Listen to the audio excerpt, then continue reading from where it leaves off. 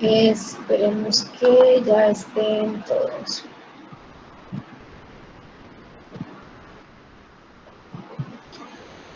Bien, chicos, empezamos entonces con la unidad de moléculas biológicas. Esta es una unidad un poco química en el desarrollo del contenido de la asignatura. En esta unidad, pues el objetivo es entender cómo se dan algunas interacciones moleculares, algunas interacciones de importancia atómica, para de esa forma entender los procesos biológicos.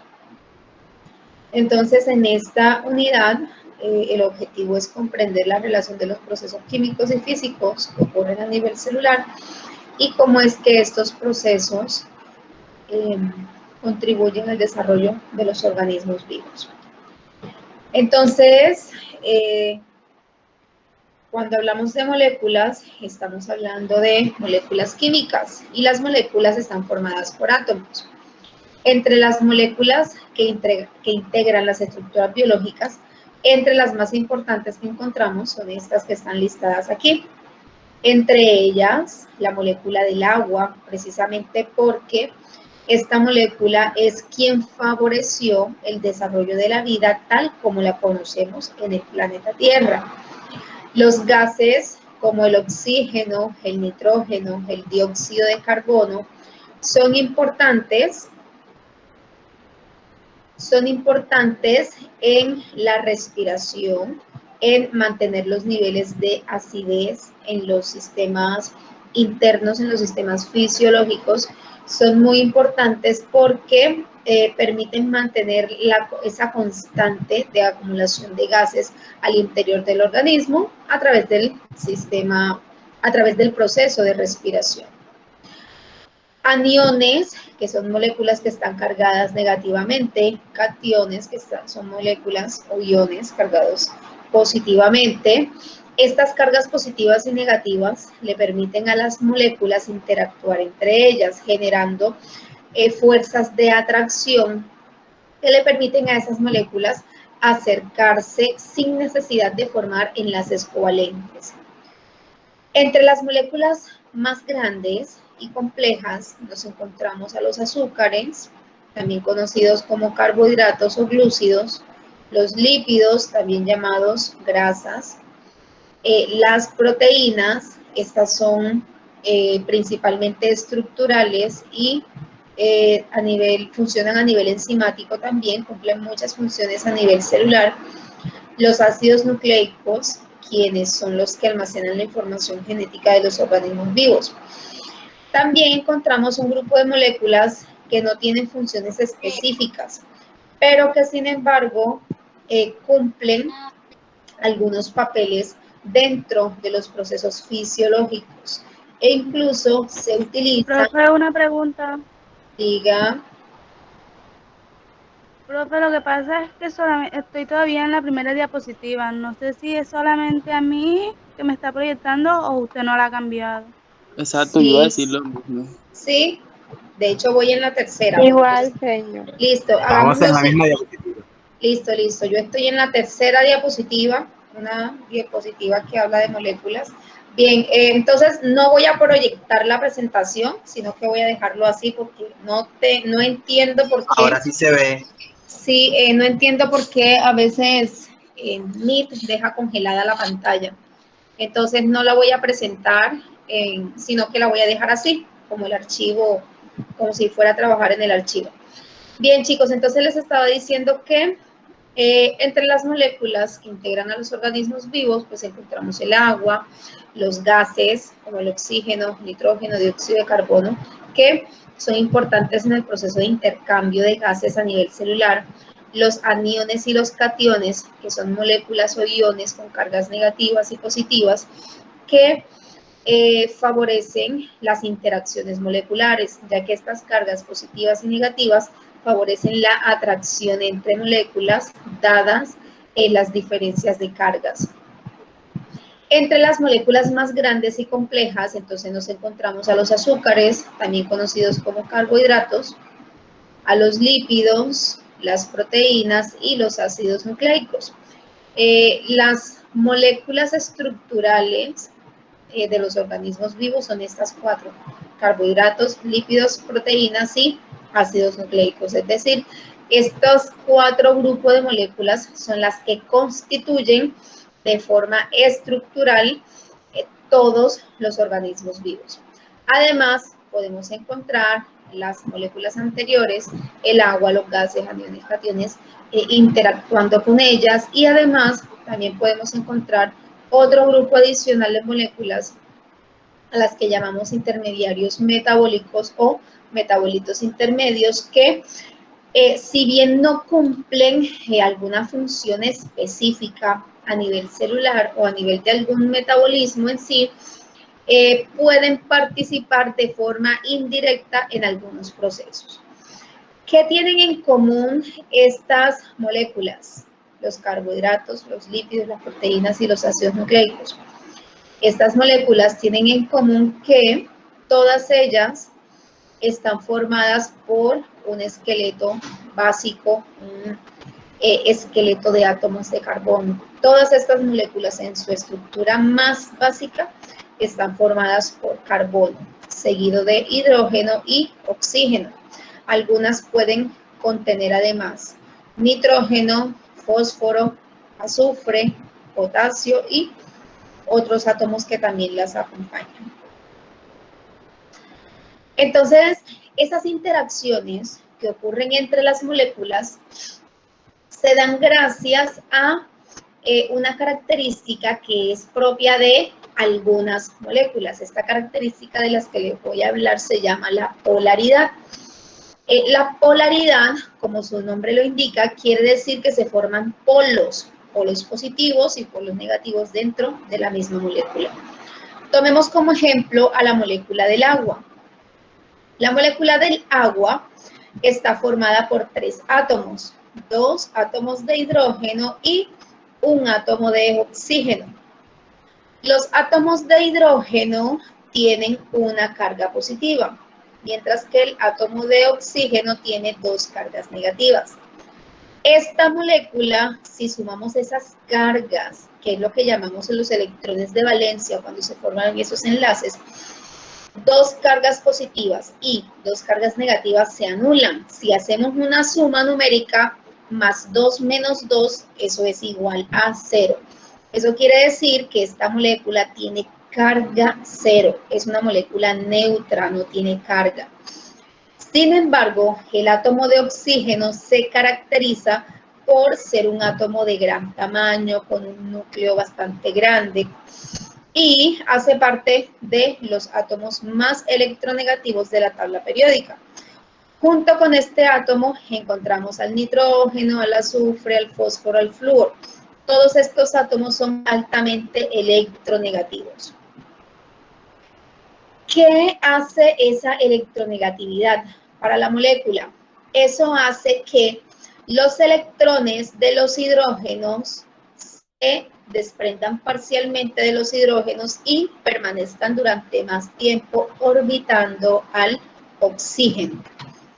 De esa forma, al estar los electrones de los hidrógenos mayor tiempo con el oxígeno, entonces se forman una carga parcial positiva hacia la región de la molécula donde están ubicados los hidrógenos, y se forma una carga parcial negativa en la región de la molécula donde se encuentra el átomo de oxígeno. Eso nos deja entonces con que esta molécula tiene una polaridad claramente identificada. Tiene un polo positivo hacia donde están los hidrógenos y tiene un polo negativo hacia donde se encuentra el oxígeno. Entonces, como les decía, esta molécula es neutra porque no tiene carga, pero es una molécula polar, dada la naturaleza de los átomos que la constituyen. Al estar cargada, eso hace que se puedan generar fuerzas de atracción. Las cargas positivas se van a atraer con las cargas negativas de otra molécula y la carga negativa de esta misma molécula se va a atraer con la carga positiva de otra molécula. No, abre.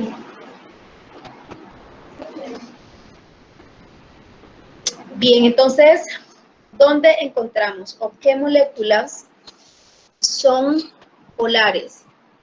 Son polares aquellas moléculas donde encontramos un gran número de átomos electronegativos o una región de la molécula que tiene átomos electronegativos. Ya vamos a ver cómo es eso de que una molécula puede ser polar solamente en un pedacito. Bien, por el otro lado, tenemos las moléculas apolares. Si descomponemos esto, el prefijo a significa sin. Entonces, sin polos. Son moléculas que no forman polos. En su estructura química o en su carga química no forman polos. Entonces, no presentan átomos electronegativos y no presentan enlaces altamente polarizados. Esta molécula de aquí es un ácido graso saturado. Los ácidos grasos saturados están constituidos en su mayor composición por carbono e hidrógeno. Entonces, ni el carbono ni el hidrógeno son átomos electronegativos. Entonces, ninguno de ellos es capaz de formar polos, al menos en esta región de la molécula. Aquí, en la cabecita, a esto le vamos a llamar cabeza, encontramos los oxígenos formando este grupo ácido, este grupo carboxilo aquí. Sin embargo, no es suficiente para generar una polaridad en la molécula. Entonces, esta molécula de ácido graso saturado es una molécula apolar, ya que no se generan polos en su estructura. Esas fuerzas, esos polos negativos y positivos participan activamente en las interacciones moleculares que se dan entre las moléculas. Entonces encontramos dos tipos de fuerzas que actúan en las moléculas. Las primeras son las fuerzas dentro de la molécula, a las que llamamos fuerzas intramoleculares.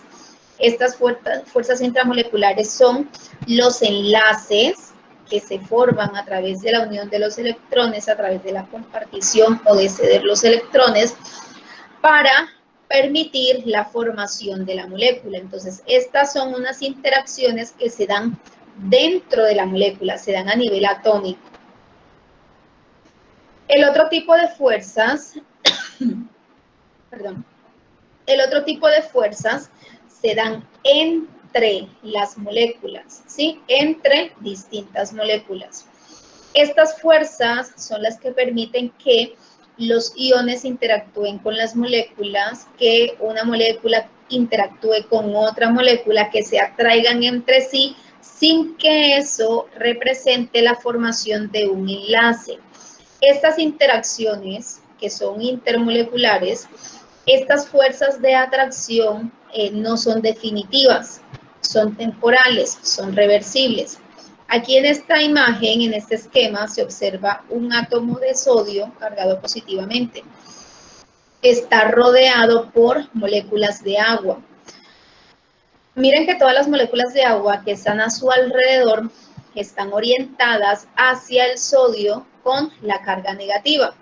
Eso quiere decir que en esa región de la molécula se encuentra el átomo de oxígeno, que es el que presenta la carga negativa en la molécula de agua. Entonces, cargas positivas y cargas negativas se atraen entre ellas. Y recuerden, es una atracción, no es un enlace, es una interacción molecular. Entre estas interacciones, las más importantes son 4, las que podemos observar en los organismos vivos, son principalmente 4. La primera se llama interacción iónica. También se le conoce como enlace iónico, pero realmente no es un enlace. Es una interacción que se da cuando se dan enlaces metálicos, se dan enlaces iónicos en la molécula, lo que favorece la separación de los iones. En este caso, aquí tenemos un cristal de cloruro de sodio, sal de mesa. Los iones de cloro están cargados negativamente, los de sodio están cargados positivamente. Cuando este cristal lo colocamos en agua, las moléculas de agua van a interactuar con los iones de cloruro de sodio. Las regiones positivas de la molécula del agua van a rodear los cloros que están cargados negativamente, mientras que las regiones negativas de la molécula del agua van a rodear a los iones de sodio que están cargados positivamente. Entonces, de esta forma se disuelve la sal en agua. El agua separa por la fuerza de atracción que genera sobre estos átomos, es capaz de separar el enlace que se forma entre el sodio y el cloro. Sin embargo, si sometemos esto a calor, esta solución a calor, el agua se va a evaporar y el enlace entre el sodio y el cloro se van a reconstituir. Entonces, es una fuerza de atracción, es una interacción que es reversible, que no es definitiva. Como les decía, son fuerzas de atracción entre las moléculas, más no son enlaces. La siguiente interacción se llama puente de hidrógeno. Los puentes de hidrógeno se producen cuando un átomo de hidrógeno está unido a un átomo electronegativo y ese átomo de hidrógeno genera una carga parcial positiva, lo que sucede en la molécula del agua. Los hidrógenos generan una carga parcial positiva y se atraen con una carga negativa de otra molécula. En este caso, con otras moléculas de agua. Esto es lo que permite la existencia del agua en estado líquido a temperatura ambiente. Estas interacciones por puentes de hidrógeno entre las diferentes moléculas de agua. Una sola molécula de agua es capaz de formar hasta 4 puentes de hidrógeno. Cada hidrógeno forma un puente con otra molécula de agua. Y el oxígeno es capaz de formar 2 puentes de hidrógeno con 2 moléculas de agua diferentes. Lo que nos da en total que una sola molécula de agua puede formar hasta 4 puentes de hidrógeno con 4 moléculas diferentes. ¿Dónde más podemos observar estos puentes de hidrógeno? Entre los nucleótidos. Entonces aquí observamos que en este nucleótido de la izquierda tenemos un átomo de oxígeno y a la derecha tenemos un hidrógeno que está unido a un átomo electronegativo, que es el nitrógeno. El nitrógeno se lleva el electrón parcial de este hidrógeno, se lo lleva parcialmente hacia él y se genera una carga parcial positiva. Esta carga parcial positiva genera el puente de hidrógeno con el átomo electronegativo de la otra molécula. Aquí tenemos nuevamente el hidrógeno está unido a un átomo electronegativo, aquí que es el nitrógeno. Se genera la carga parcial positiva. Y esto genera una fuerza de atracción con el átomo electronegativo de la otra molécula.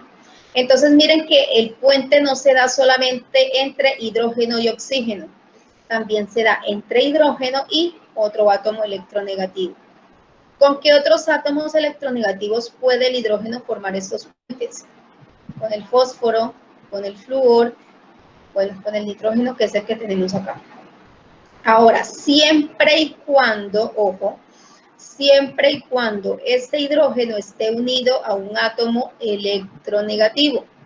Entonces, si este hidrógeno, veamos acá de este lado, miren, este hidrógeno está unido a un carbono. El carbono no es un átomo electronegativo, por lo tanto, no genera una fuerza superior sobre el electrón del hidrógeno. Por lo tanto, aquí no se forma esa carga parcial positiva. Entonces, repito nuevamente, esa carga parcial positiva se forma solamente cuando el hidrógeno está unido a un átomo electronegativo que atrae a su electrón. Entonces, ¿por qué es importante estos puentes de hidrógeno? ¿Qué los hace tan importantes? Por sí solos, uno solo de estos puentes de hidrógeno no es muy fuerte. Ya les decía que si aumentamos la temperatura suficiente para brindar energía cinética a esta molécula, este puente se va a romper. Es lo que sucede cuando llevamos a calentar el agua. Aun cuando no la dejemos hervir, si el agua se calienta lo suficiente y la mantenemos a una temperatura constante, ella se va a terminar evaporando. ¿Por qué? Porque los puentes de hidrógeno que están en la superficie se van a ir rompiendo, liberando las moléculas de agua en forma de vapor. Entonces, pero cuando los encontramos en gran número, son muy fuertes. La doble hélice de ADN está unida, estas dos cadenas de ADN están unidas entre sí gracias a los puentes de hidrógeno, que son los que mantienen unidas a las dos hebras del ADN. La siguiente interacción se llama interacción hidrófoba. Hidro, agua, fobo, fobia. Es decir, esta interacción se da entre moléculas que son insolubles en agua. Para dejarlo más claro, si nosotros agregamos una cucharada de aceite en un recipiente con agua y eso lo agitamos durante algún tiempo, vamos a notar que el aceite se va a dispersar en gotas más pequeñas. Si dejamos eso reposar durante algún tiempo, sin volverlo a agitar nuevamente, sino que lo dejamos en reposo, quietecito, sin aumentar temperatura ni nada de eso, nos vamos a encontrar con que esas gotas de agua que estaban dispersas en algún momento se agruparon entre sí. Esa agrupación de esas moléculas se debe a la interacción que se da entre las moléculas hidrofóbicas para reducir el área de contacto con la molécula del agua. Entonces, a esta interacción, a esta fuerza de atracción entre las moléculas hidrofóbicas, se le llama interacción hidrófoba. Y nuevamente, chicos, no son enlaces, son interacciones, son fuerzas de atracción. En este caso, esa fuerza de atracción se genera por dipolos momentáneos que se forman al interior de las moléculas gracias al movimiento de los electrones al interior de los átomos. La siguiente fuerza de atracción se llaman fuerzas van der Waals. Estas fuerzas van der Waals ocurren en las moléculas que son muy grandes, que tienen muchísimos átomos en su estructura. Los electrones no se mantienen orbitando siempre alrededor del mismo átomo. Los electrones van migrando entre los átomos que constituyen a la molécula, especialmente pues los electrones de valencia, que son los responsables de los enlaces. Los electrones que se encuentran en el último nivel energético. Al desplazarse, esos electrones se forman unas cargas minúsculas durante microsegundos.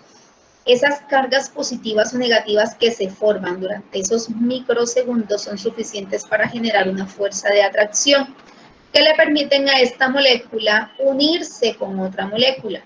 ¿Dónde encontramos estas uniones? Las encontramos en la unión enzima-sustrato.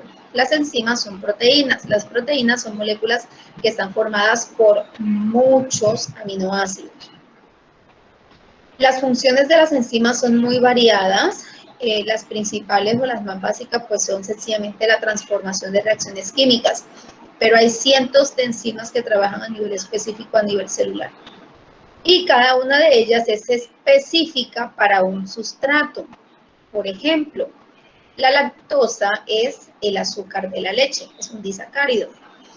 Y la lactosa es digerida por una enzima que se llama lactasa. La lactasa solamente actúa sobre la lactosa, no puede actuar sobre la maltosa o sobre la sacarosa. La lactasa es específica para la lactosa. De esa forma, muchas de las enzimas son muy específicas para las moléculas sobre las cuales trabajan. Y esa fuerza de atracción se da a través de fuerzas van der Waals. No son enlaces covalentes. Una vez que ya el sustrato se ha modificado, se ha dado la reacción química, se ha dado la transformación, la molécula se libera. ¿Qué pasa si una enzima se une al sustrato de forma covalente, a través de un enlace covalente? La enzima se desnaturaliza, pierde su función, porque al unirse de forma covalente ya no se puede romper ese enlace. Y al romper ese enlace se necesitaría de algún agente químico que hiciera ese proceso y terminaría afectando la estructura molecular de la enzima. Muy bien, hablemos sobre el agua.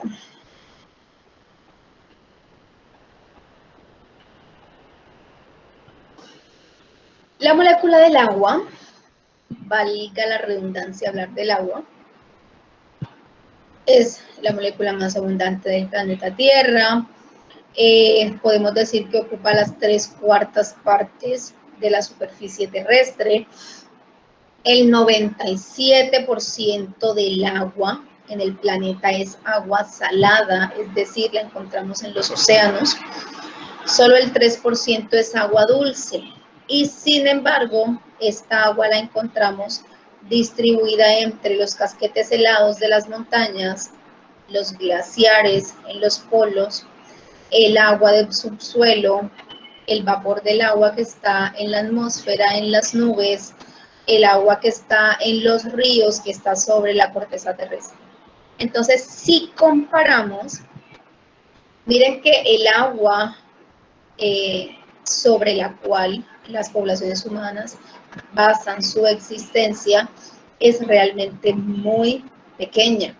Y sin embargo, muchos de los procesos de uso de los recursos biológicos hoy están contaminando las fuentes de agua naturales. Entonces, es importante tener claros estos números para entender que estamos acabando con el único recurso hídrico que tenemos y que nos permite la subsistencia.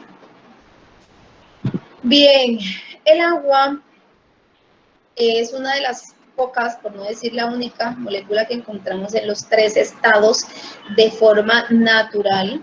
Entonces, de forma natural encontramos agua en estado sólido, en forma de hielo.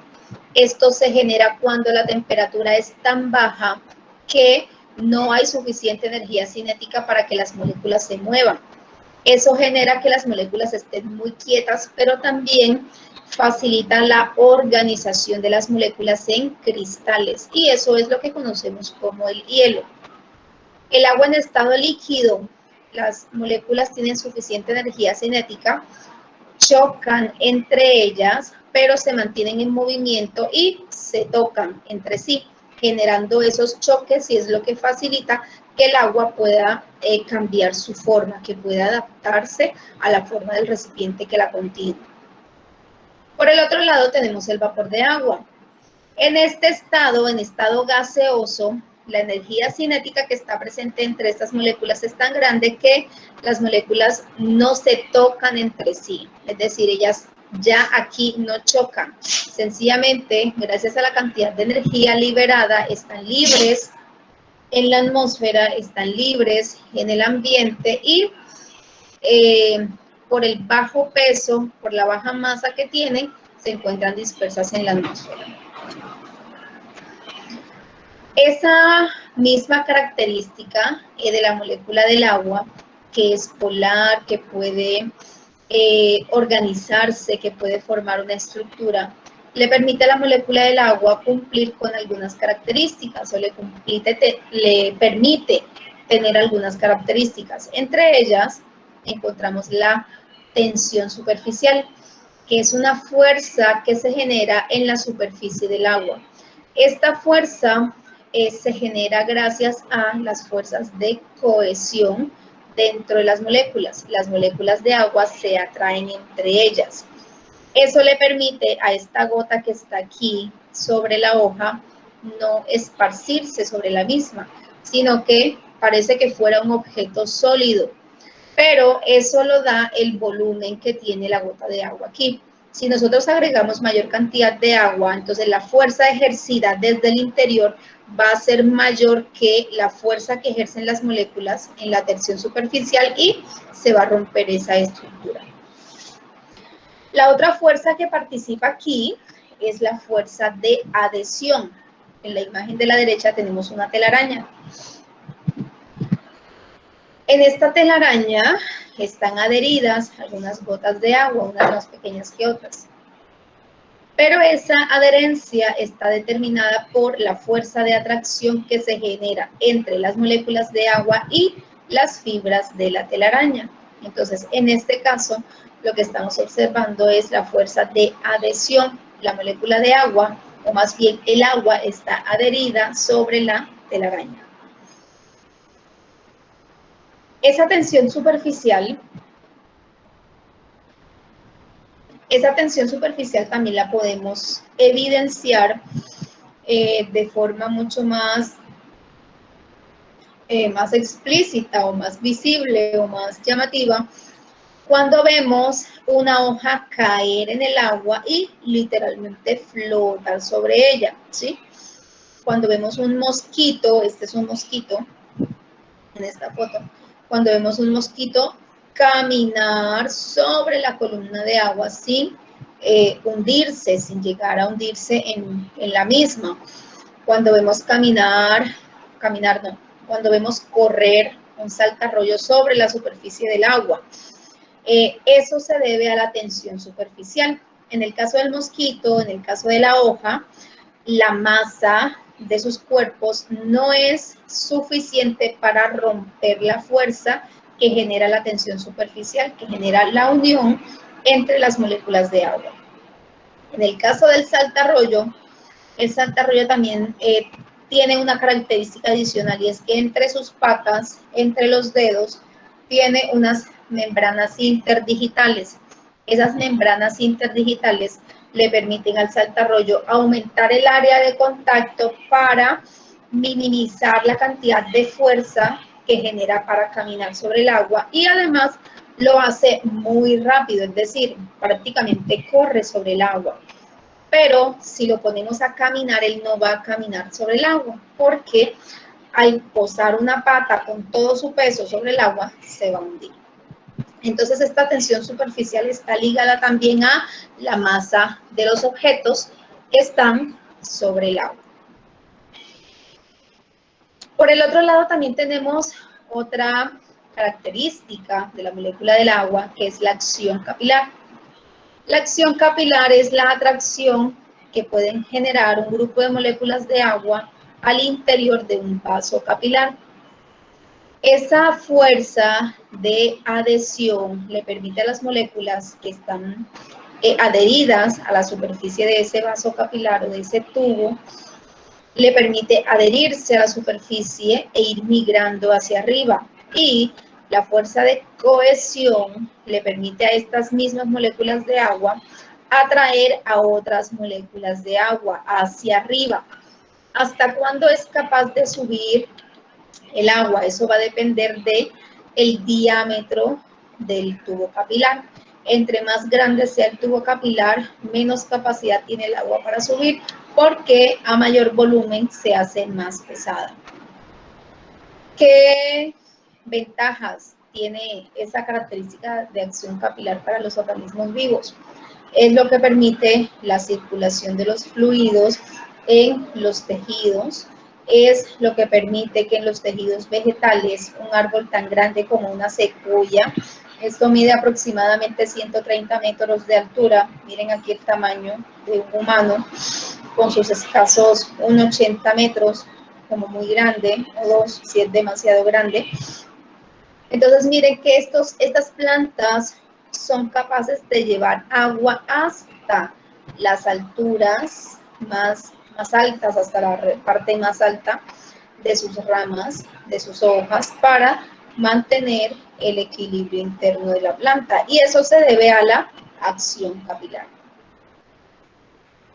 Del agua podemos decir que es muy importante también porque presenta una capacidad térmica elevada. Eso quiere decir que el agua es capaz de almacenar grandes cantidades de energía antes de empezar a calentarse. Y también quiere decir que necesita mucho tiempo para liberar esa misma cantidad de energía. Si alguno de ustedes hierve agua en casa, o si la mamá hierve agua en casa, o si alguna vez se les ha dado por meterse a la cocina a cocinar algo, se habrán dado cuenta que cuando se va a hervir el agua, por lo general, pues en las casas donde hay consumo de agua hervida, se hierven grandes cantidades de agua, 10, 15, 20 litros de una sola vez. Se requiere de una gran cantidad de energía calorífica y de una gran cantidad de tiempo. ¿Por qué? Porque se requiere de mucho tiempo para lograr que esa gran cantidad de agua se caliente. Después se requiere una gran cantidad de tiempo para esperar que esa agua hierva. Una vez que esa agua hierva, que ya apagamos la estufa, que apagamos el fogón, entonces también se requiere aproximadamente el doble de tiempo para que esa misma cantidad de agua se enfríe y pueda ser consumida. Eso es la capacidad térmica del agua. Podemos llamarla solvente casi universal, casi porque realmente son muy pocas las moléculas que no se disuelven en agua, especialmente los lípidos, las grasas, las ceras, pero los nutrientes, los minerales que son esenciales para los organismos vivos, las hormonas que son esenciales para el funcionamiento de todo un organismo, son transportados a través del agua del sistema circulatorio, son transportados a través del agua de la savia en los vegetales, son transportados a través del agua en los ecosistemas acuáticos. Entonces los minerales son absorbidos directamente a través de lo que está disuelto en el agua. En muchas de las reacciones que ocurren a nivel celular participa el agua, sea porque se liberan moléculas de agua o porque se utilizan moléculas de agua. Sin embargo, aun cuando participan muchas de esas reacciones químicas, la molécula del agua no proporciona, pero tampoco gasta energía en esas reacciones químicas. Para los organismos vivos que habitan en el agua actúa como lubricante, facilita el desplazamiento, disminuye la fricción. Tiende a tener un pH de 7.0, es decir, que el agua es neutra, pero se puede comportar como ácido y también se puede comportar como base. Ya eso va a depender de las sustancias disueltas en el agua. Bien, sobre las moléculas orgánicas, entonces las moléculas orgánicas se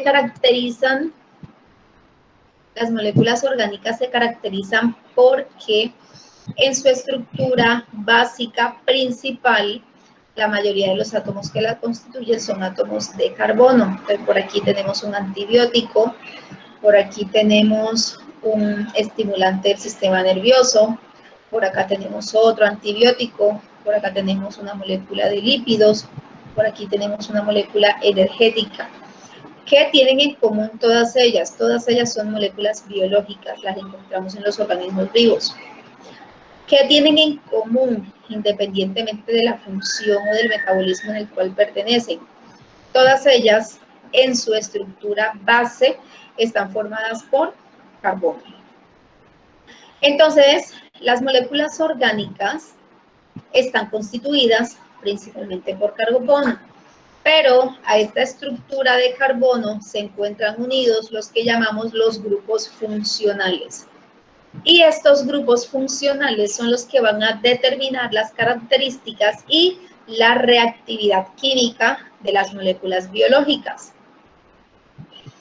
Entonces, nos encontramos con que el hidrógeno lo encontramos en su mayoría en muchas de las moléculas biológicas.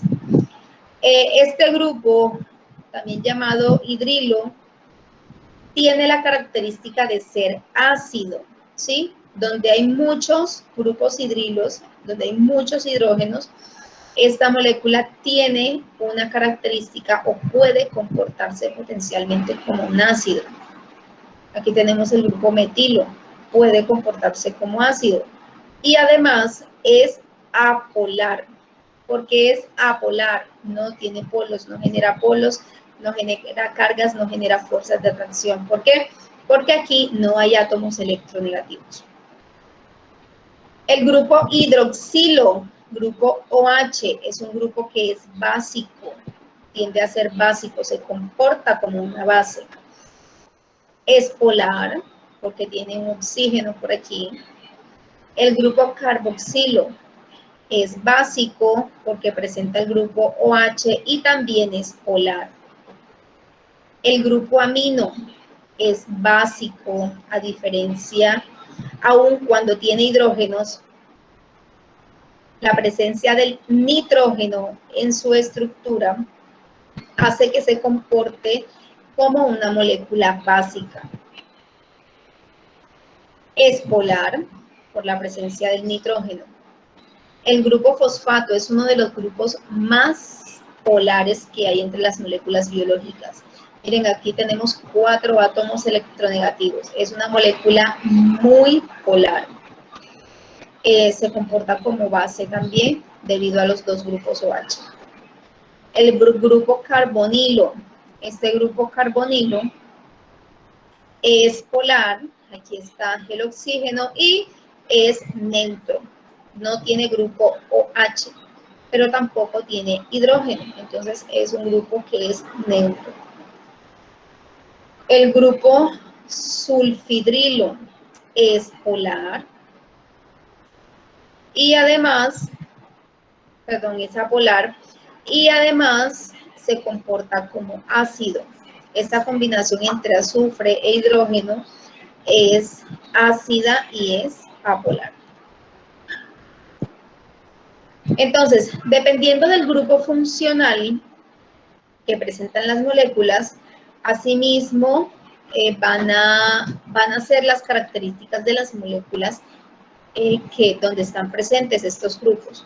Hablemos entonces ahora de los 4 grupos principales de moléculas biológicas. Empecemos por los carbohidratos. También llamados azúcares, glúcidos o sacáridos, están constituidos principalmente por carbono, hidrógeno y oxígeno. Esa es la fórmula mínima, la fórmula molecular para los carbohidratos. Se caracterizan porque son el combustible de uso inmediato para las células. Las células basan su fuente de energía en la hidrólisis de la molécula de glucosa. Eso se llama glucólisis.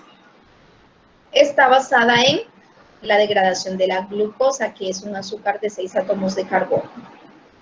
Los grupos funcionales son grupos OH, lo cual hace que los carbohidratos sean altamente solubles en agua, excepto aquellos polisacáridos que son estructurales, que son muy complejos. La mayoría de los carbohidratos son polares y solubles en agua. Todos son polares y la mayoría son solubles en agua. Los que no son solubles en agua es porque son muy grandes y ya no se pueden disolver porque son muy grandes. ¿Dónde los encontramos? Los encontramos formando las paredes celulares en los tejidos vegetales, en las células vegetales. Esta pared que se observa está formada por celulosa y la celulosa es un polisacárido. En los hongos también presentan pared celular en sus células. Esa pared celular está formada por quitina y la quitina es un polisacárido. En el caso de las bacterias, la pared celular de las bacterias está formada por peptidoglicano, que es un polisacárido, es un azúcar, y lo encontramos exclusivamente en las bacterias. Los artrópodos, los insectos, se caracterizan por presentar un esqueleto externo, por eso se llama exoesqueleto. Ese exoesqueleto está formado principalmente por quitina. En el caso de los artrópodos, esta quitina está asociada con carbonato de calcio. Por eso el caparazón de estos cangrejos, de estos artrópodos, es muy rígido, es muy protector y ellos pueden soportar profundidades, pueden soportar estar debajo de grietas, debajo de rocas, porque su caparazón les permite protegerse de estas condiciones. Además, encontramos que las matrices externas de las células están formadas por polisacáridos ricos en nitrógeno. Bien, entonces, a los carbohidratos, a los azúcares, los podemos clasificar de varias formas. Una de ellas es clasificarlos en aldosas y cetosas. Cuando el azúcar presenta un grupo aldehído, en el carbono número 1 contamos de arriba hacia abajo. A este azúcar lo llamamos azúcar aldosa o aldoazúcar. Estos azúcares que tienen esta característica, que tienen un grupo aldehído en su estructura, pueden reaccionar con facilidad cuando intervienen en una reacción química. Las cetosas o azúcares cetónicos o cetoazúcares tienen en el carbono número 2, contando siempre de arriba hacia abajo, en el carbono número 2 se encuentra el grupo cetónico, el grupo donde está el doble enlace con el oxígeno. Al estar presente este doble enlace en el carbono número 2, se vuelve un poco más difícil para esta molécula reaccionar frente a otras moléculas o en otras reacciones químicas que ocurran a nivel celular. Entonces, esa es una clasificación. Azúcares aldosas, si tienen un grupo aldehído en el carbono 1, y azúcares cetosas, si tienen un grupo cetónico en el carbono número 2. Pueden ser de 3, de 4, de 5, de 6 carbonos, en cualquiera de las dos formas. Otra forma de clasificar a estos azúcares es de acuerdo al número de átomos de carbono. Entonces, si tienen 3 azúcares, se les llamará triosas. Si tienen 4 azúcares, son tetrosas. Si tienen 5 azúcares, no, 5 carbonos, 5 átomos de carbono, son pentosas. 4 átomos de carbono tetrosas, 3 átomos de carbono triosas y finalmente 6 átomos de carbono hexosas. A estos se les conoce como monosacáridos. Estos son los azúcares más simples dentro de los carbohidratos. Son las unidades más pequeñas de azúcares a nivel de carbohidratos, a nivel de sacáridos, y se les conoce como monosacáridos. Entonces recuerden, los monosacáridos se pueden dividir en triosas, tetrosas, pentosas y hexosas de acuerdo al número de átomos de carbono que presenten en su estructura. También se pueden clasificar en aldosas y cetosas dependiendo de si tienen un grupo aldehído o un grupo cetónico. El siguiente grupo de azúcares tiene el nombre de disacáridos. Dos monosacáridos unidos a través de enlaces glucosídicos. Aquí tenemos la maltosa, que está presente en las semillas de la cebada. Está formado por 2 unidades de alfa-glucosa, unidos entre sí a través de un enlace alfa-glucosídico. Por acá tenemos la celobiosa, que está formada por 2 unidades de beta-glucosa. Entonces, la diferencia radica en la formación del enlace glucosídico, si es un enlace alfa o un enlace beta. La lactosa, que ya se las había mencionado, está formada por 2 monosacáridos diferentes, galactosa y glucosa. La sacarosa, también conocida como azúcar de mesa, está formada por glucosa y fructosa. Al digerirse, se libera glucosa y se libera la fructosa dentro del sistema. Sin embargo, para los organismos vivos, el metabolismo de los azúcares se da a partir de la glucosa. Entonces, cuando nosotros hacemos este proceso de digestión, en nuestro estomaguito, la fructosa es transformada en glucosa para poder iniciar el proceso de glucólisis. Entonces, monosacáridos son las unidades básicas de los azúcares. Pueden ser de 3, 4, 5 y 6 átomos de carbono. Los disacáridos son monosacáridos, son dos monosacáridos que están unidos entre sí a través de enlaces glucosídicos. En el siguiente grupo encontramos los polisacáridos. Muchos monosacáridos unidos entre sí. ¿A quiénes encontramos aquí? Aquí encontramos a los azúcares con función de almacenamiento y con función estructural. En el caso de las plantas almacenan la energía en forma de almidón. La papa, la yuca, ¿sí? Todos estos tubérculos, el ñame, son raíces, son tubérculos donde se almacenan grandes cantidades de almidón. En los animales, los carbohidratos se almacenan en forma de glucógeno. Estos granos de glucógeno se almacenan en los tejidos musculares y en el hígado, que es de donde la célula obtiene la energía cuando hay un bajo suministro de azúcar en la dieta. Las células toman directamente los granos de glucógeno que se encuentran a nivel celular. Los deportistas tienden a acumular grandes cantidades de glucógeno en los músculos porque esa es la fuente de energía para el gasto energético excesivo que tienen las células musculares. Si hay un exceso de ejercicio, si hay un exceso de actividad física, si se acaba el glucógeno, entonces las células utilizan a los aminoácidos, utilizan a los lípidos como fuente de energía.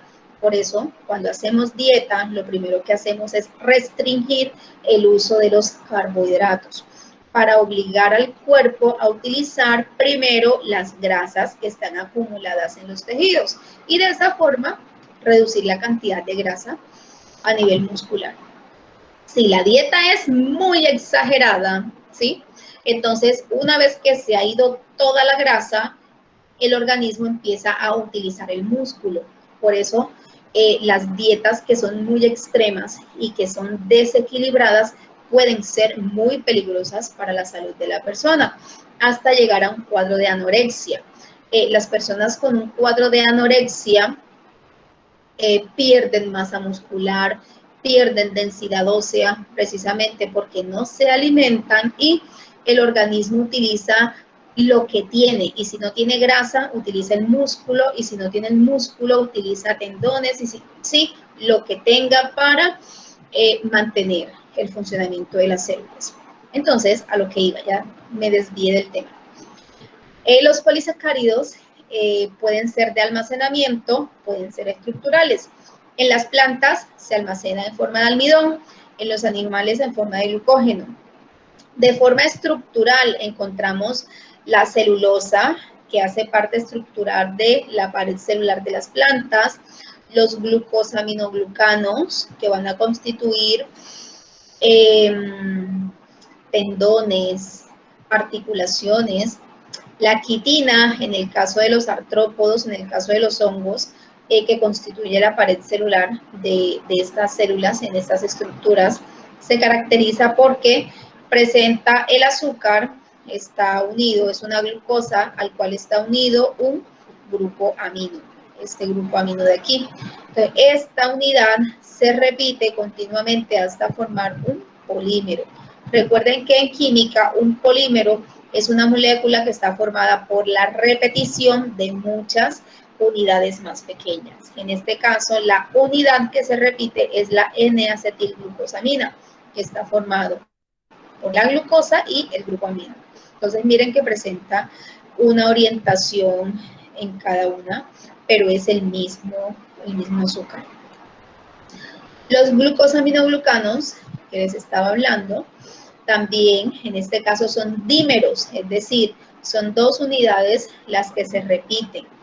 Forman parte de las matrices extracelulares, se caracterizan porque Además de brindar rigidez, también brindan elasticidad.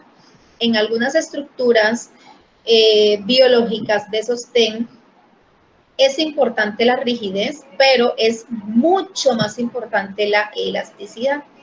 A nivel de articulaciones, a nivel de cartílagos, la elasticidad es muy importante porque un tendón sin elasticidad, rígido, si se dobla, si se estira, se va a quebrar.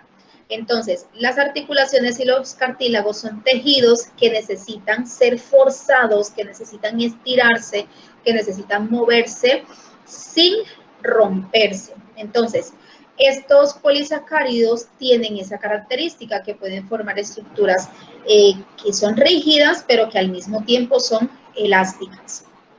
El humor vítreo en los ojos, los tendones a nivel muscular, las válvulas cardíacas. El corazón ejerce una presión muy fuerte cada vez que bombea la sangre, entonces las válvulas cardíacas deben ser resistentes para resistir esa fuerza que es la que empuja, con la que empuja el corazón a la sangre cada vez que bombea. Y pues también permiten la reparación de los tejidos. Entonces, de forma simple, ¿cuál es la función de los polisacáridos? Cumplen dos funciones, almacenar energía y formar estructuras. Almacenan energía, en el caso de los vegetales, se almacenan energía en forma de gránulos de almidón. Y los animales y los hongos almacenan energía en forma de gránulos de glucógeno. En la función estructural nos encontramos que en los vegetales la pared celular está formada por celulosa, mientras que en los animales el exoesqueleto de los invertebrados está formado en gran parte por quitina, a veces asociada con carbonato de calcio u otras moléculas. Y la pared celular de los hongos también está formada por quitina. Y nos encontramos a los glucosaminoglucanos, que son los que están en las matrices extracelulares, brindando rigidez, protección y elasticidad a estos tejidos tan específicos.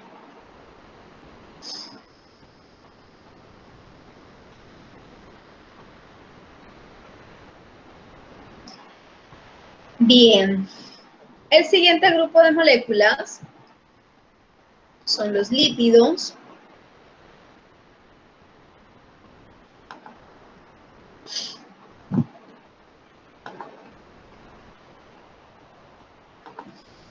El siguiente grupo de moléculas son los lípidos.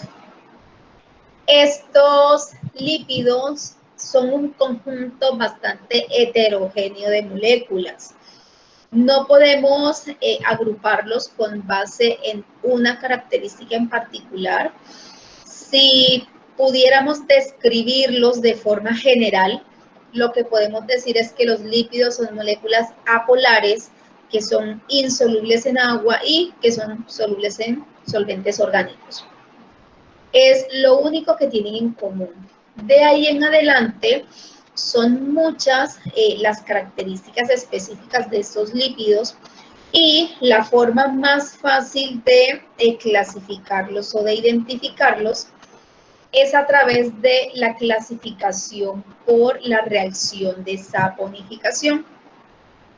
La reacción de saponificación es una reacción en la cual los lípidos, al someterlos a una base fuerte como el hidróxido de sodio o el hidróxido de potasio, se forma jabón.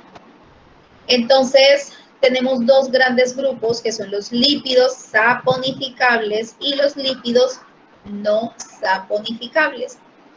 Estamos hablando de los lípidos que hacen parte de las estructuras biológicas. Entonces, entre los lípidos saponificables que forman jabones, nos encontramos a las ceras, que son lípidos que cumplen función de revestimiento y protección. Las ceras son lípidos muy rígidos a nivel estructural, son completamente insolubles, son sólidos a temperatura ambiente. ¿Dónde los encontramos? Los encontramos revistiendo las estructuras biológicas. las frutas, las hojas, las flores en las plantas, si alguna vez los han detallado de forma natural o pasándole un paño de forma natural, ojo, tienen una cubierta que si la limpiamos, tiene cierto brillo, es brillante, es como una cera. Esas son las ceras, en el caso de los vegetales. Esa cera le permite impermeabilizar a la hoja, la flor, el fruto de pues, el agua en las condiciones ambientales. En los animales también encontramos estas ceras. En los oídos nosotros producimos ceras. Esa cera del oído permite proteger al oído de la humedad para evitar la proliferación de hongos y bacterias. Por eso no es recomendable estarse limpiando ni metiendo cosas en el oído. ¿Qué otros animales utilizan ceras? Las aves. Las aves tienen unas glándulas especiales en la parte de la cola donde producen una cera bastante densa que la esparcen por todo su plumaje y que les permite volar cuando el clima está muy húmedo. Esa cera evita que las plumas se mojen. Si hablamos de aves que son pescadoras, que son capaces de meterse en el agua y con las mismas salir con las plumas completamente secas y seguir volando, eso se debe a las ceras que producen estas aves para mantener la impermeabilidad de sus plumas. Por otro lado, encontramos a los triacilgliceroles. Estos son ésteres de glicerol que se forman a partir de las grasas neutras. Encontramos aquí dos tipos de ácidos grasos que pueden formar estos triacilgliceroles. Los ácidos grasos saturados. Todos los ácidos grasos saturados son en su mayoría de origen animal, mientras que los ácidos insaturados tienden a ser de origen vegetal. Eso no quiere decir que en los animales no haya ácidos grasos insaturados, sí los hay, pero entre los vegetales no hay ácidos grasos saturados. Todos los ácidos grasos saturados todos los ácidos grasos en los vegetales son insaturados, es decir, que tienen dobles enlaces carbono-carbono en su estructura. Ahorita miramos un poquito más sobre eso.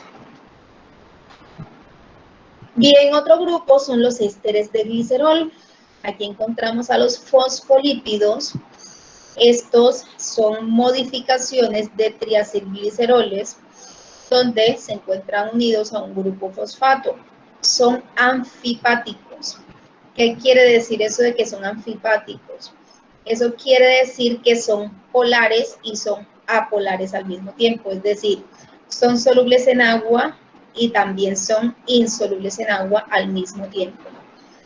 Los plasmalógenos son abundantes en el tejido cardíaco.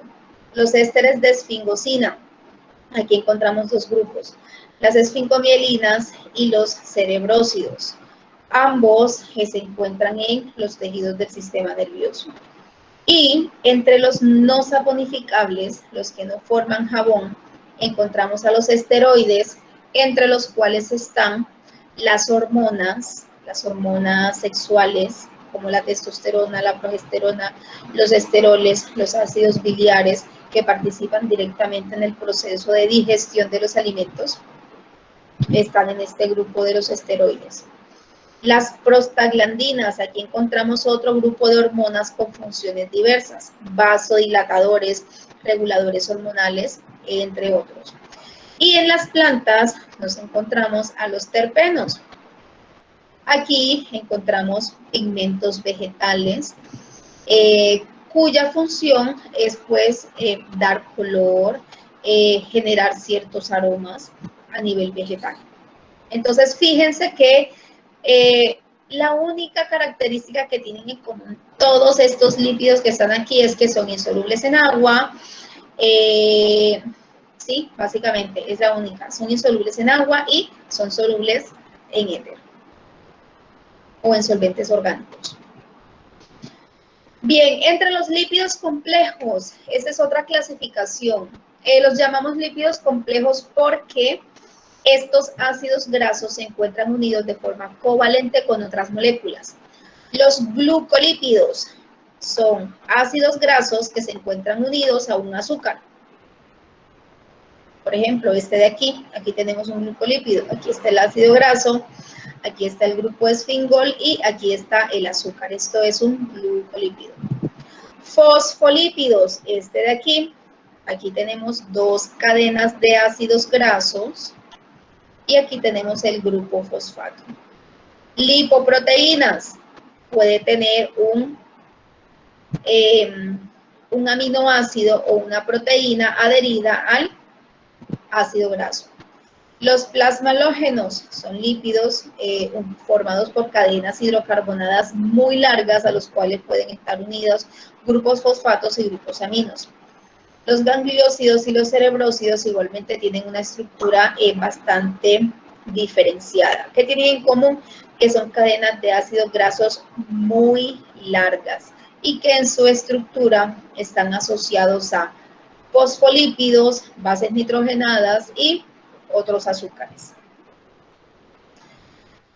También nos encontramos a los ácidos grasos.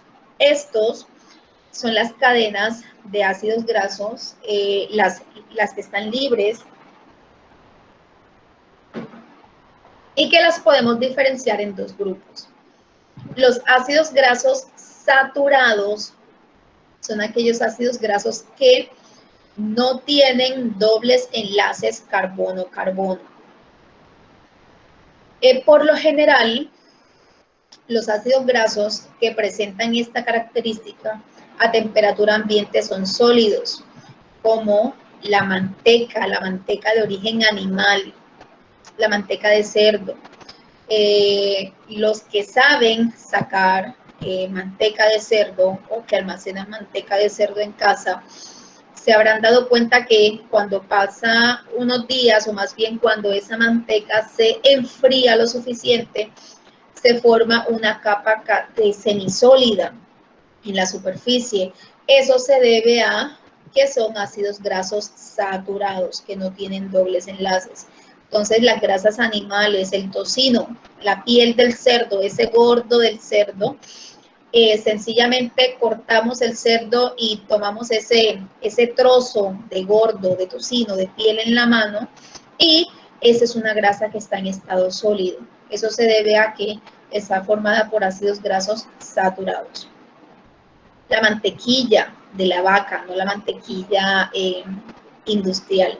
La mantequilla que se origina a partir de la leche, también al ser de origen animal, los ácidos grasos que presenta son saturados.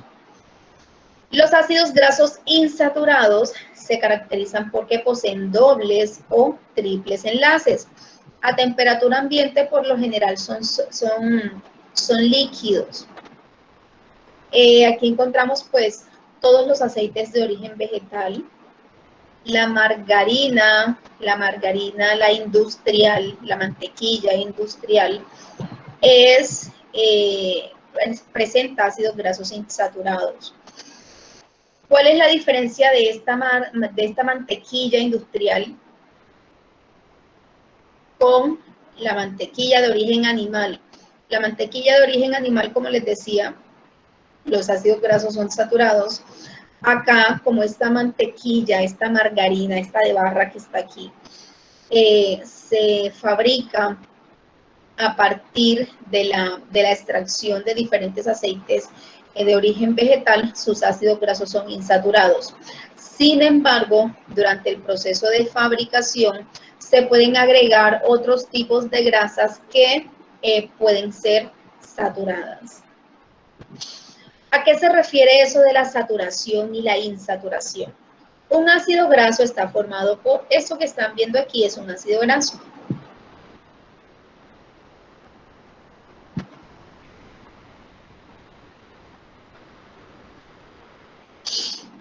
Es un ácido graso.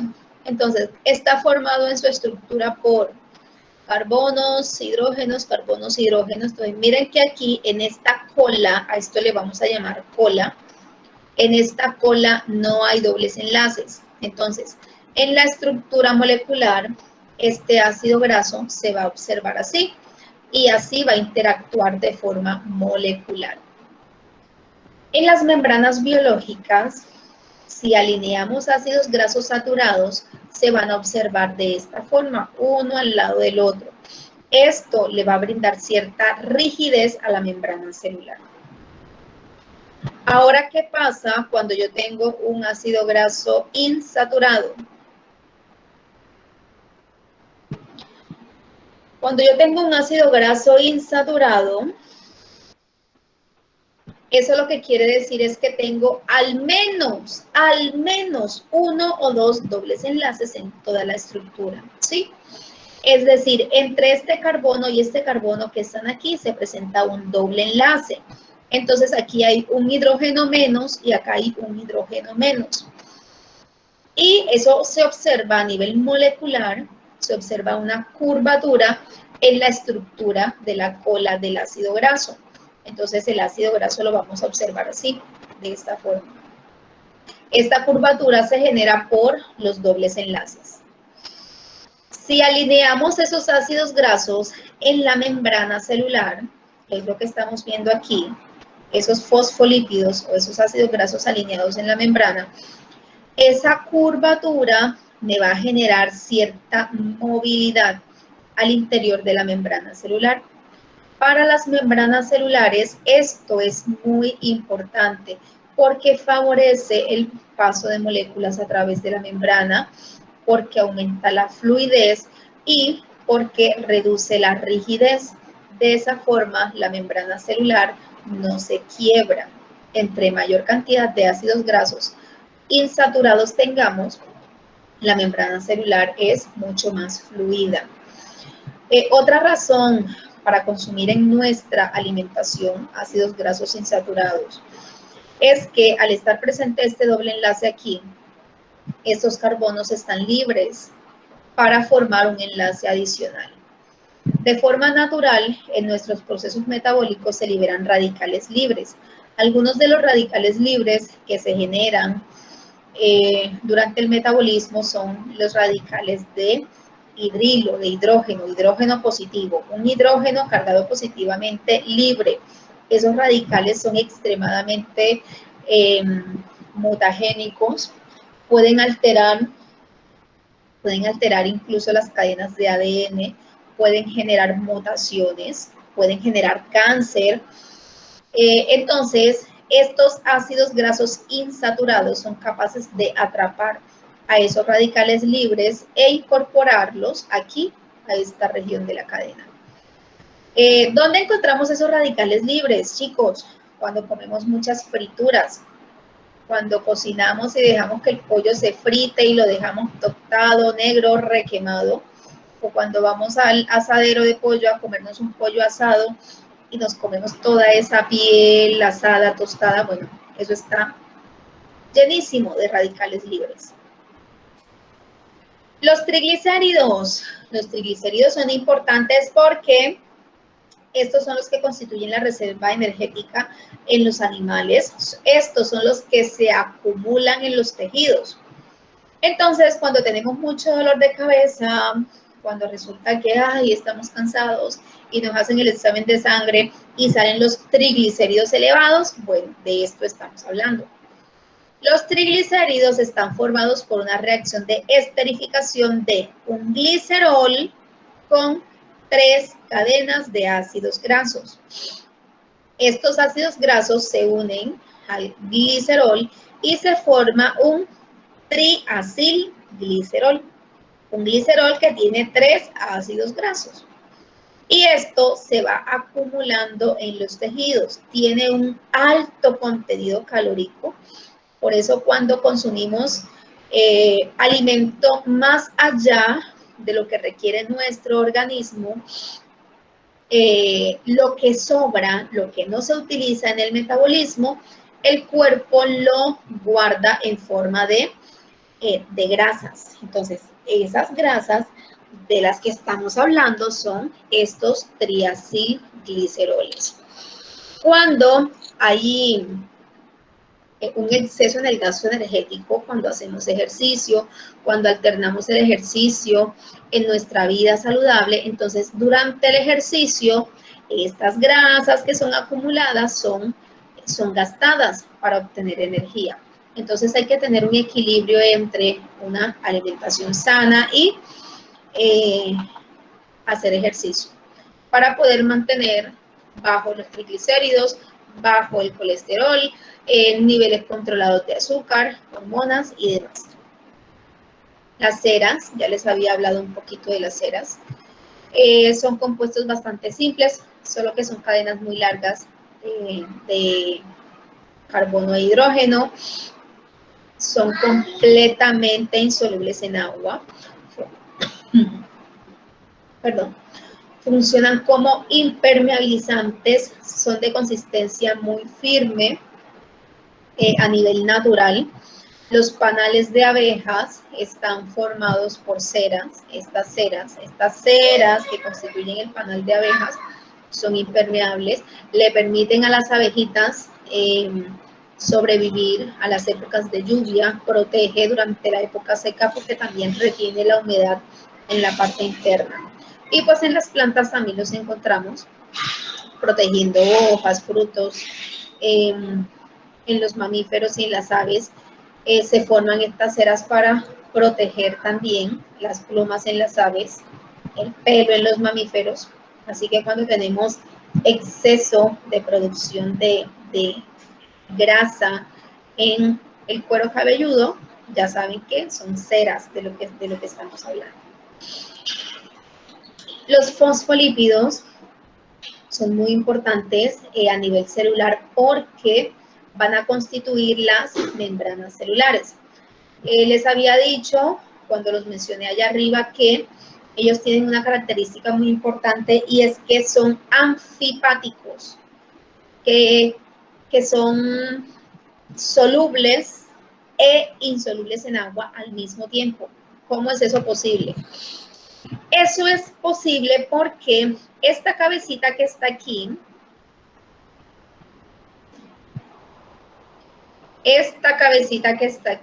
está formada, voy a pasarme mejor a la siguiente diapositiva. Esta cabecita que está aquí, mire, esta es una membrana celular, aquí está la membrana alrededor de la célula, aquí tenemos una imagen aumentada de la misma membrana. Entonces, esta membrana está formada por dos láminas. Esas dos láminas están orientadas de forma opuesta. Miren, las cabecitas están hacia adentro de la célula y también están hacia afuera de la célula. Y entre esas dos cabecitas encontramos estas colas. Entonces, esto es un fosfolípido. Les decía que a esto le llamamos cabeza y a esta parte la llamamos cola.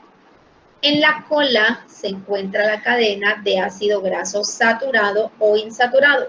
Miren que en este caso tiene una cola de ácido graso saturado y la otra cola está formado por un ácido graso insaturado. Miren, aquí están los dobles enlaces. ¿Qué hay en esta cabeza? En esta cabeza tenemos el grupo glicerol y tenemos un grupo fosfato.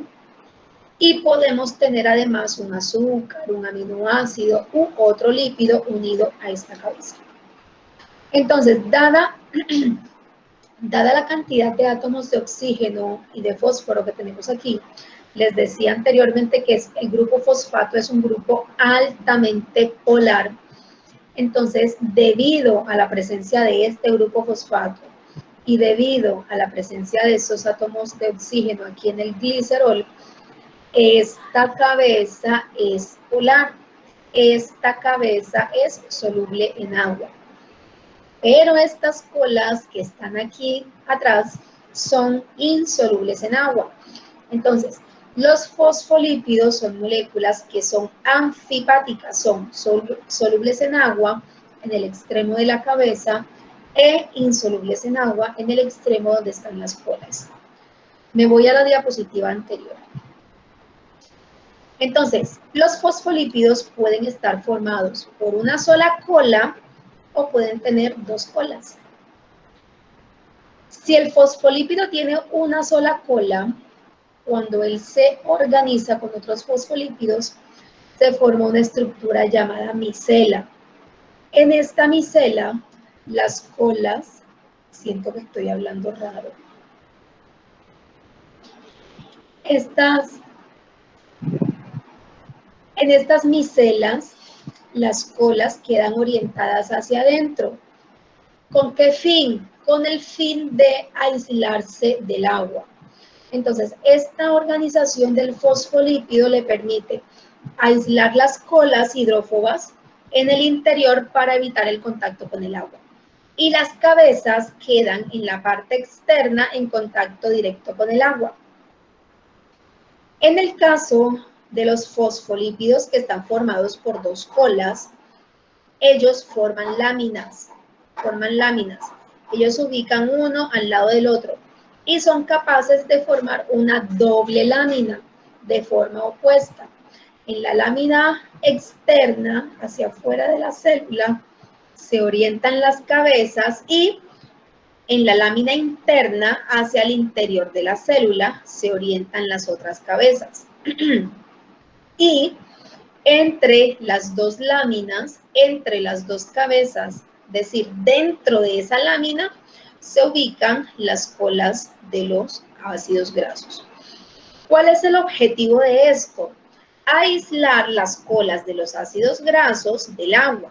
Entonces, esta lámina, esta doble capa que está aquí, se aísla completamente del agua, cerrando esta lámina.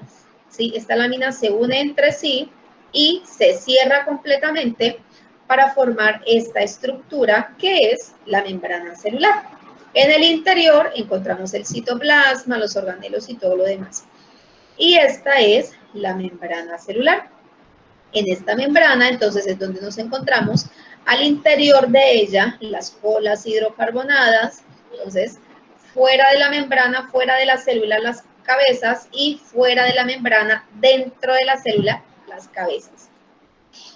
Para de esa forma garantizar que las colas hidrocarbonadas estén completamente aisladas del medio acuático, tanto interno como externo de la célula.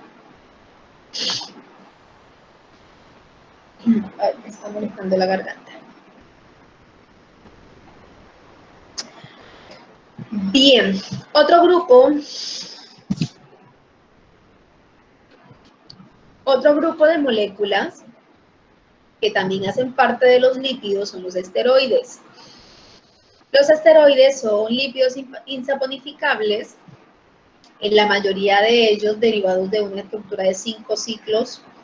Aquí tenemos, por ejemplo, el colesterol, una estructura de 4 ciclos. Aquí tenemos el colesterol. Aquí están los 4 ciclos. Estos ciclos son comunes en las moléculas que se derivan de estos esteroides.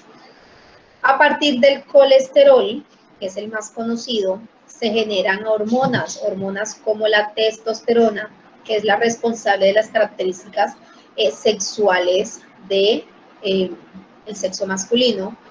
Y también se derivan los estrógenos, que son las hormonas responsables de las características sexuales femeninas. Miren la diferencia entre estas moléculas. La composición es básicamente la misma. Se diferencian aquí, en que la testosterona tiene este grupo metilo por aquí, que no lo tiene el estrógeno. Aquí hay dobles enlaces que los presenta el estrógeno, pero la testosterona no. Y además este grupo OH aquí en el estrógeno, en la testosterona es un doble enlace con el oxígeno. Entonces, son diferencias muy pequeñas, pero que funcionalmente son muy grandes para el funcionamiento del organismo. ¿A quiénes más encontramos aquí? Encontramos a los ácidos biliares, que son los responsables de emulsionar las grasas durante el proceso digestivo. La vitamina D, que es la responsable de metabolizar el calcio y de garantizar su absorción a nivel del intestino. Las hormonas sexuales, la testosterona y los estrógenos o el estradiol. y las hormonas suprarrenales que regulan la absorción de agua y el metabolismo a nivel celular. Entonces, el colesterol es una molécula muy importante a nivel celular porque además de participar, el colesterol también lo encontramos de forma estructural en las membranas celulares. También es importante porque participa como precursor de moléculas que participan directamente con los procesos metabólicos a nivel celular. Entonces, en este momento hablamos de dos de los grupos moleculares más importantes a nivel celular, los carbohidratos y los lípidos.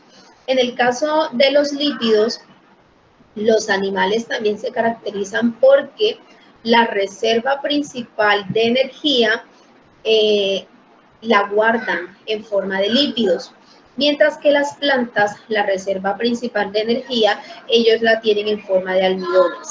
Los animales reservan carbohidratos en forma de glucógeno, pero ese glucógeno que se almacena en los músculos se utiliza rápidamente, no es un almacén a largo plazo.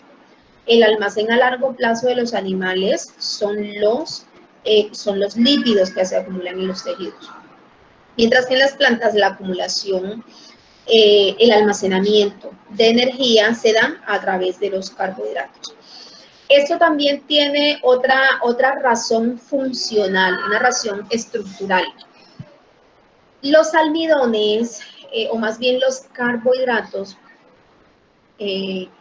son muy rígidos, ¿sí? Los carbohidratos de almacenamiento son gránulos y son rígidos. En el caso de las plantas no se mueven, las plantas no se desplazan. Por lo tanto, para ellas no es un impedimento almacenar energía en forma de gránulos de almidón. En el caso de los animales, como los animales se desplazan, para los animales sí es importante que el almacenamiento de energía se dé en mayor cantidad en moléculas más pequeñas.